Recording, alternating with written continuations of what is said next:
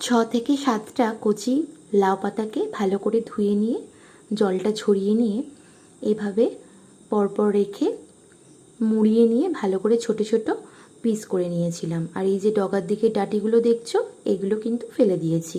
তারপর একটা কড়াইয়ের মধ্যে বেশ খানিকটা সর্ষের তেল দিয়ে শুকনো লঙ্কাটাকে ফাটিয়ে ভালো করে ভাজা করে নিয়ে এর সাথে কালো জিরে, রসুন কুয়া আর বেশ খানিকটা কাঁচা লঙ্কা দিয়ে ভালো করে নাড়িয়ে ভেজে নেওয়ার পর এর মধ্যে কেটে রাখা লাউয়ের পাতাগুলোর সাথে নুন আর হলুদ দিয়ে হালকা একটু হাতে নাড়াচাড়া করে ঢাকনা দিয়ে ভেজে নিয়েছিলাম।